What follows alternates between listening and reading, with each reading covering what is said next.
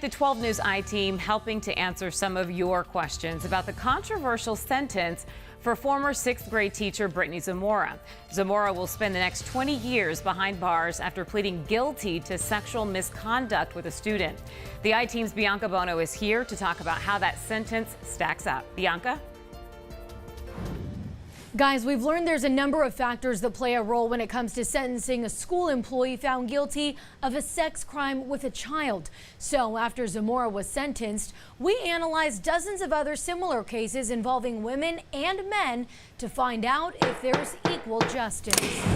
I would do anything to re-enter society sooner for a second chance. And I'm deeply sorry. 20 years in prison. That's Brittany Zamora's future after having sex with her 13-year-old student. I ask that you please have leniency in regards to my sentencing.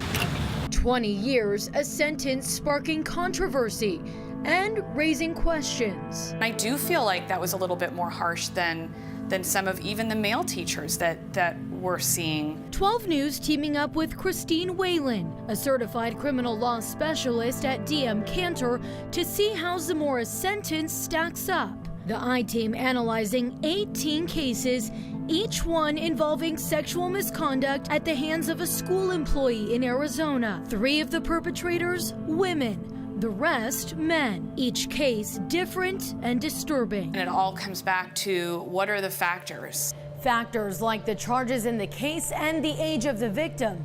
But there's a third factor that can be the difference between prison time and probation. First, take the case of Whalin. In 2006, the PE teacher pleading guilty after sexually abusing a female student. Her sentence, 20 years. The student under 15 years old. The law breaks up the ages. You know, if you're 17, 16, or 15, you're going to be treated differently than if you're 14, 13, and again, differently if you're 12 or younger. That's because state law only considers sex with a student a dangerous crime against children if the victim is under 15. But the type of charges matter too. In 2012, John Toderich pleading guilty to molesting multiple students and child sex trafficking. His sentence doubles Zamora and Whalin. He was sentenced to 40 years. But there's a third factor that can be the difference in whether a perpetrator ends up behind bars. It's known as the position of trust. Take Aaron Wilkins, Alan Johnson, and Joshua Schroeder,